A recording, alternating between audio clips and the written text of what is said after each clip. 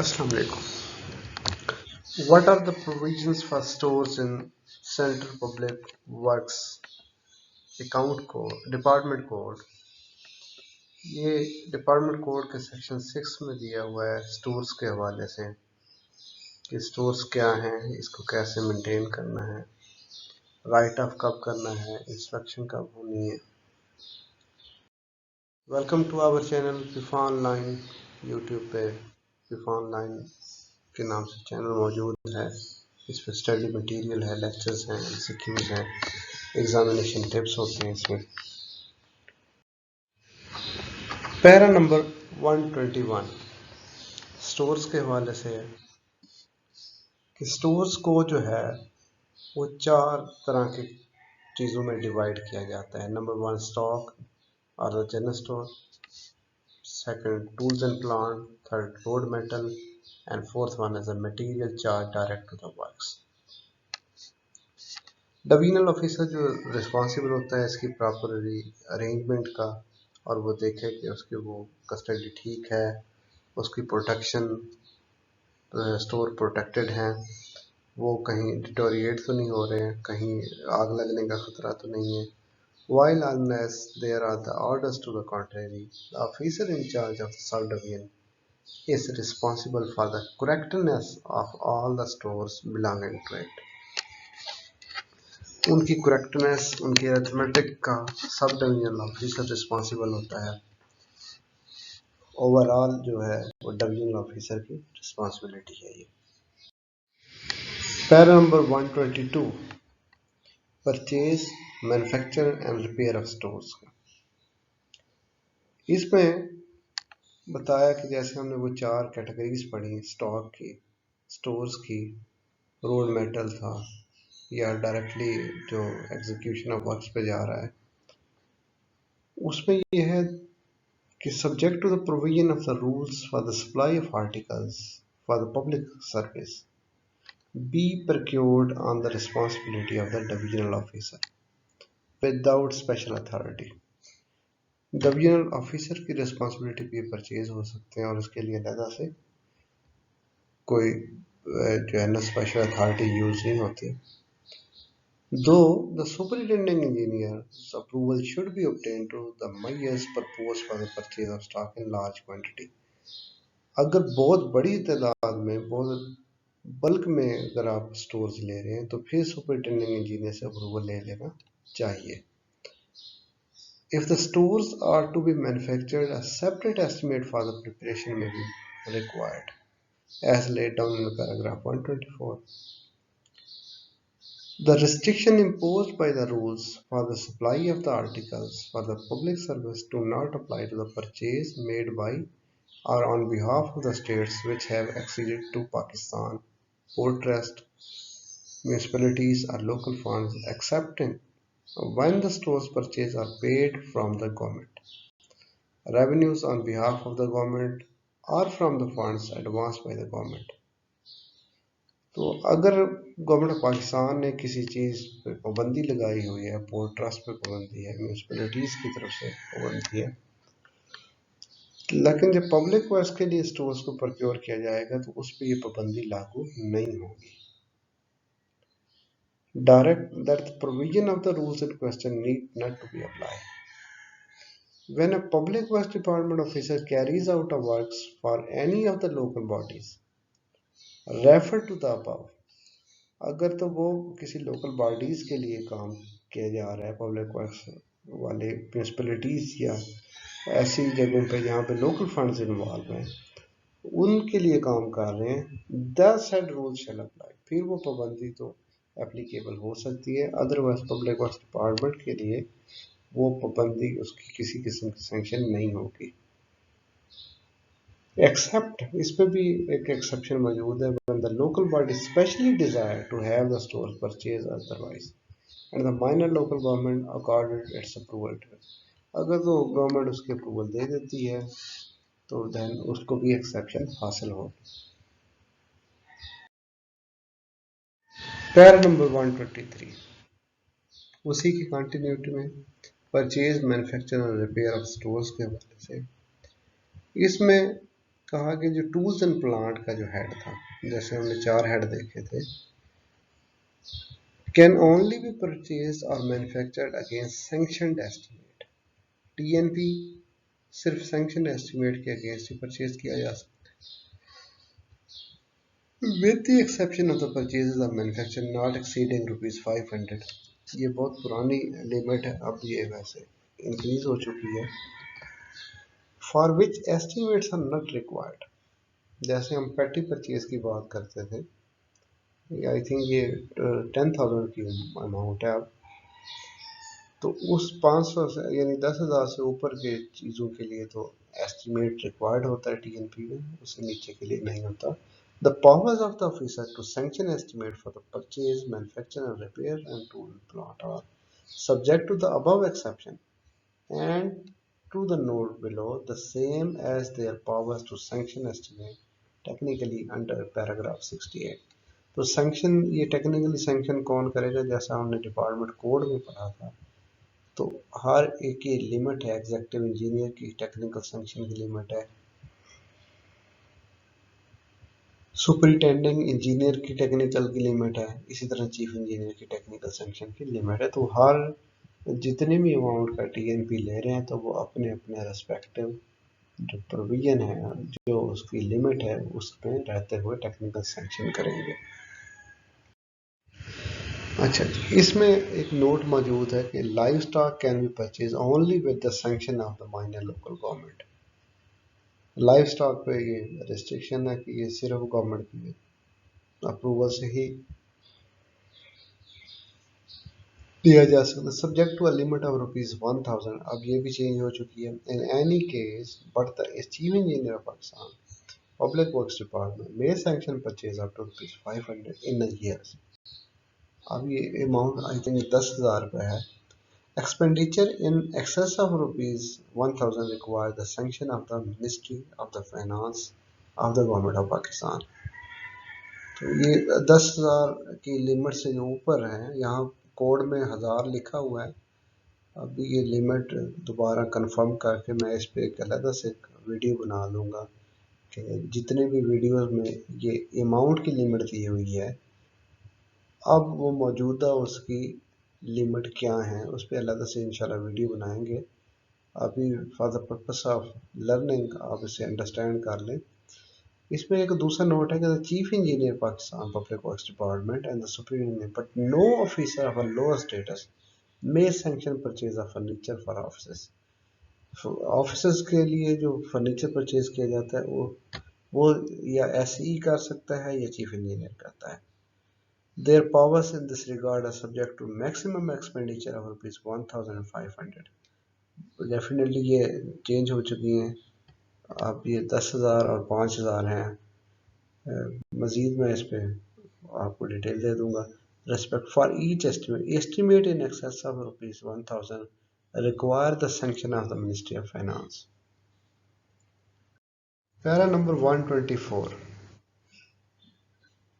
The manufacture or collection of material involving an outlay of ₹10,000 or upward must, in all cases, be covered by an estimate showing the proposed outlay and the material.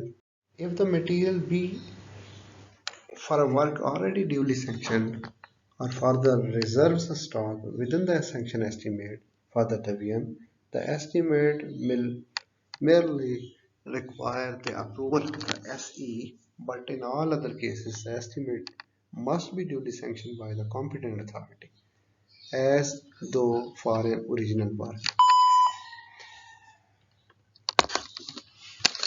तो इनकी sanction की limit पे हम department code में पहले बात कर चुके हैं।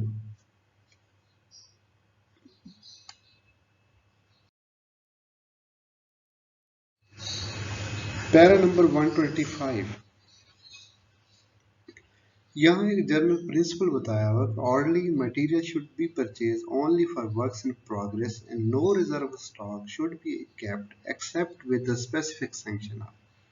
कि स्टॉक को हमने स्टोर को हमने स्टॉक नहीं करना, ये उस वक्त लिया जाए जब वर्क इन प्रोग्रेस मौजूद हो या उसके लिए स्पेशली स्पेसिफिक सैंक्शन मौजूद हो। द माइनर लोकल गवर्नमेंट वो इसकी सैंक्शन दे देगा कि कितनी इसके लिए लिमिट जो है रखी गई है। If such a reserve have been sanction the divisional officer is authorised, अगर तो ये इसके रिजर्व की सैंक्शन माइनर लोकल गवर्नमेंट ने दे दी है तो फिर डिविजनल ऑफिसर ऑथराइज है subject to the approval of the sanction of the estimate, therefore where required by the provision of paragraph 124 जो हमने पीछे देखा था जिसमें वो प्रोक्योर करता है। तो अगर वो रिजर्व की अप्रूवल मौजूद है तो डिविजनल ऑफिसर जो है वो ऑथराइज है। किस चीज के लिए ऑथराइज है? टू परचेज और manufacture stock to an extent sufficient to keep up to this limit, उस अपनी जो फाइनेंशियल लिमिट के अंदर रहते रहते वो उसे प्रोक्योर करने के लिए मजाज होता है। Para number 126 sale and write off the store. यहाँ पे पहला असूल बताया होता है all article of stock without TNP which are not likely to be required during the following 12 months should be reported to the divisional officer who will if necessary take the superintending engineer's order as to their disposal। यहाँ आप देखें कि SE के order चाहिए होंगे किसी भी ऐसे स्टॉक के लिए जो कि हमें रिक्वायर्ड नहीं है नेक्स्ट 12 मंथ के लिए, तो डिविजनल ऑफिसर इसको डिविजनल ऑफिसर को रिपोर्ट किया जाएगा, वो SE से ऑर्डर लेगा किस काम के लिए? Sales and the write off the store. Para number 127 इसमें यह है कि जब ये स्टोर उस स्टॉक में से जनरल पब्लिक को बेचा जाता है या अदर डिपार्टमेंट को बेचा जाता है तो उस जो कॉस्ट मौजूद होती है उसमें 10% ऐड कर लिया जाता है। 10% ऐड करने का मकसद ये है to cover the such charges on account of the supervision, storage and the contingencies as are not provided for in the rates fixed under paragraph 193 and 195। जब वो परचेज किए जा रहे थे तो उसमें ये सारे चार्जेस शामिल नहीं किए जाते, तो इसलिए जब इसे ऑक्शन किया जाए या सेल किया जाए या राइट ऑफ किया जाए किसी दूसरे डिपार्टमेंट को दिया जाए या जनरल पब्लिक को दिया जाए तो उसमें 10% एडिशन कर ली जाती है। इस पे एक एक्सेप्शन मौजूद है कि दिस एडिशन में however be waived by the officer empowered to sanction the sale in case of the surplus stock which in his opinion would otherwise be unsaleable। अगर तो ऑफिसर ये समझता है वो सेटिस्फाई है उसे ये रिपोर्ट की जाती है कि अगर इसे बेचा ना गया तो ये अनसेलेबल हो जाएगा, तो ऐसी सूरत में 10% की एडिशन को वेव ऑफ वो ऑफिसर कर सकता है जो उसका कॉम्पिटेंट है, जो सैंक्शन करने का कॉम्पिटेंट है। पैरा नंबर 128 पैरा नंबर 127 की एक्सेप्शन से जो हमने पिछला पढ़ा है अभी may be sold otherwise than by public auction, जब भी बेचना है तो उसमें ये असूल दिया हुआ है कि उसे थ्रू ऑक्शन सेल किया जाए without the permission of the superintending engineer. और ये यानी कि यहाँ पे फिक्रा शुरू हो रहा है नो पब्लिक स्टोर, ना तो यानी होना भी पब्लिक ऑक्शन के थ्रू सेल होना चाहिए और सुपरिटेंडिंग की इंजीनियर की परमिशन से होना चाहिए। यहाँ पे एक और चीज़ बताई है जब आप इसे सेल कर रहे हैं ऑक्शन के थ्रू सेल करेंगे तो ऑक्शनरी ज़ाहिर है चार्जेस लेगा, तो commission which should already not exceed 5% may be allowed to the auctionary. Auctionary को जो है वो 5% से ज़्यादा कमीशन अलाउ ना किया जाए। साथ ही ये बताया कि not being a departmental subordinate, ऐसा नहीं है कि अपना कोई डिपार्टमेंट का कोई बंदा ही उसे सेल करे और फिर वो उसे कमीशन ले ले, डिपार्टमेंटल सबऑर्डिनेट को ये कमीशन नहीं दिया जाएगा। और प्राइवेट सेल्स पर भी कमीशन अलाउ नहीं होता। यहाँ पे एक नोट दिया हुआ है कि जब ऑक्शन की जाए तो रिस्पॉन्सिबल ऑफिसर वहाँ अटेंड करे और रिकॉर्ड करे और उसकी फाइनल बिड्स को देखे ताकि वो उसके रिकॉर्ड को अकाउंट्स को चेक कर सके। पैरा नंबर 129, जब कोई ऐसा स्टोर और स्टॉक अनसर्विसेबल हो जाता है तो उसकी रिपोर्ट फौरी तौर पर फॉर्म नंबर 18 पर रिपोर्ट करनी चाहिए। किसको करेंगे? डिवीजनल ऑफिसर को करेंगे। This should be done at once on discovery of the fact. जैसे ही ये बात पता चले तो इसकी फौरी तौर पे रिपोर्ट करनी चाहिए। Para number 130, all losses of the stock should B immediately investigated. बहुत अहम पैराग्राफ है, ऑडिट पॉइंट ऑफ व्यू से भी बहुत अहम है कि जितने भी कोई अगर कोई स्टॉक में कोई लॉसेस हुए हैं तो इमीडिएटली इन्वेस्टिगेट हो और उन पे फिर एक्शन लिया जाना चाहिए और उनकी सैंक्शन लेनी चाहिए कॉम्पिटेंट अथॉरिटी से, उसे राइट ऑफ किया जाए। जीएफआर में इसका तरीकाकार दिया हुआ है कि राइट ऑफ करने के लिए। इसमें एक नोट दिया हुआ है, ऑडिट पॉइंट ऑफ व्यू से बहुत अहम नोट है। In the case of serious losses the divisional officer should hold a departmental inquiry and record the evidence and his findings, including a finding as regard the responsibility and culpability of the person concerned। बंदा जिम्मेदार कौन है, किसकी responsibility है और उस पर उसकी अकाउंटेबिलिटी के लिए फिर क्या तो कौन से पर्सन जो है ना वो कंसर्न है, इसकी फाइंडिंग क्या है वो बनानी पड़ती है इंक्वायरी करके। Stock taking, para number 131। ये वीडियो थोड़ी सी लंबी है, स्टोर मैं इस पर ख़त्म कर दूंगा। Divisional officer are to have stock taken throughout their division at least once a year. ये भी ऑडिट पॉइंट ऑफ व्यू से आप नोट कर रहे हैं कि जब भी कभी आप ऑडिट करें पब्लिक ट्रस्ट डिपार्टमेंट का तो ये देखें कि क्या स्टॉक टेकिंग साल में एक दफ़ा हुई है और करेगा कौन। It is not necessary that all the stores of the division or even of the subdivision should be checked and counted at the same time, but the dates on which articles are taken stock of the should be entered in the store return। तो ये मुमकिन नहीं है कि एक ही दफ़ा में ये सारे एक ही वक्त में चेक कर लिए जाए, लेकिन उनकी स्टोर रिटर्न पे फिर वो डेट्स मेंशन करनी चाहिए। Important stores should, as a rule, be counted by an officer not below the rank of the SDO। Sub division officer से कम रैंक का बंदा ना हो जो ये उसकी क्वांटिटी जो इम्पोर्टेंट आइटम्स है उसे देखें। Para number 132, mathematical instruments. ये काफ़ी लंबा एक पैराग्राफ है, इसमें ये एक बात की गई है, मैं इसे मुख्तसर सा बता देता हूँ कि जो मैथमेटिकल इंस्ट्रूमेंट्स होते हैं ये director general survey of Pakistan से लिए जाते हैं, थ्रू इंडेंट लिए जाते हैं और इसकी लिमिट 50 रुपये दी हुई है। अब जाहिर है ये इंक्रीज़ हो गई है।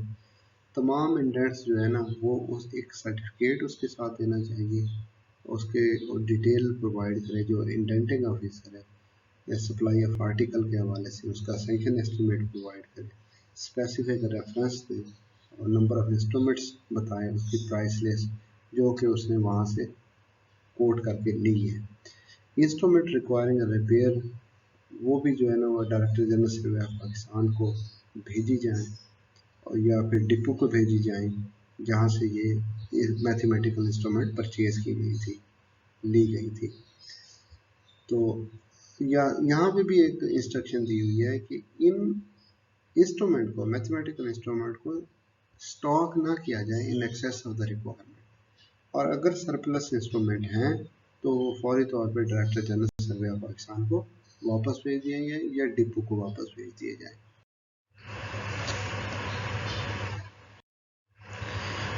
हाँ जी, यहाँ ऑडिट के हवाले से भी देखें कि मैथमेटिकल इंस्ट्रूमेंट पे एक बात कि डिवीजनल ऑफिसर जो है ना वो इसका रिस्पॉन्सिबल होता है for the surveying and the mathematical instrument, उस डिवीजन का अपने और प्रॉपरली उसके वो उसके ऐसे इंतज़ाम करे कि केयर करे।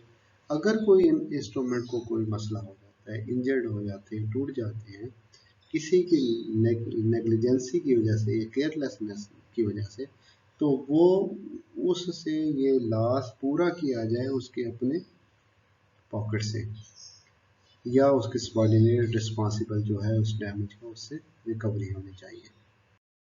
स्टोर कीपर बहुत ज़बरदस्त पैराग्राफ है जी। और अगर स्टोर कीपर जो अपॉइंट किया जाएगा वो safety and security of the store के लिए होगा, उससे हरगिज़ दूसरे काम ना करवाने चाहिए, जैसा कि disbursement of cash, supply of material या प्रिपरेशन ऑफ वेस्ट। उसकी ड्यूटी जो सिर्फ है वो सिर्फ कस्टडी है, प्रिजर्वेशन है और issue of the stores under his charge है, और सिर्फ उसी से वही काम करवाने चाहिए, या जो रिटर्न्स उसको रिकॉर्ड है वो करें। आखिरी पैराग्राफ है स्टोर के हवाले से 135। इसमें बताया गया है किस किस अफसर की कितनी पावर है राइट ऑफ करने की और सेल करने की। तो ये पावर्स की जो अमाउंट है ये चेंज होती रहती है टाइम टू टाइम। मेरे पास जो कोड में दी हुई है वो आपके साथ में शेयर कर। इसमें losses due to depreciation of stock है, माइनर लोकल गवर्नमेंट के पास फुल है, चीफ इंजीनियर के पास 20,000 है, एससी के पास 10,000 है, डिवीजनल ऑफिसर के पास नहीं है। तो ये एक एक करके मैं थोड़ा सा जल्दी से बता देता हूँ। Stores due to the fraud और the negligence of the individual are to the other causes. तो गवर्नमेंट के पास 10,000 की पावर है और एससी के पास 1,000 की है। और ऑर्डर को डिक्लेयर, ये स्टोर्स को डिक्लेयर करना कि वो अनसर्विसेबल हो गए हैं। तो ऐसे में गवर्नमेंट के पास फुल पावर है, चीफ इंजीनियर के पास 20,000 है, एससी के पास 10,000 है और डिवीजनल ऑफिसर के पास 25 है। इसी तरह ये आप देख लें, लास्ट में मैं पढ़ देता हूँ। Adjustment of losses on manufacture account पे एससी के पास फुल पावर है और डिवीजनल ऑफिसर के पास 1,000 की। राइट ऑफ करने के सिलसिले में गवर्नमेंट के पास फुल है, चीफ इंजीनियर के पास 20,000 है, एससी के पास 10,000 है और डिवीजनल ऑफिसर के पास 1,000 है। Thank you for watching PIFA online. इंशाल्लाह नेक्स्ट अकाउंट कोड के हवाले से ही अभी वीडियोस होंगी। डिपार्टमेंट कोड ऑलमोस्ट हमारा कवर हो गया है। अल्लाह हाफिज़।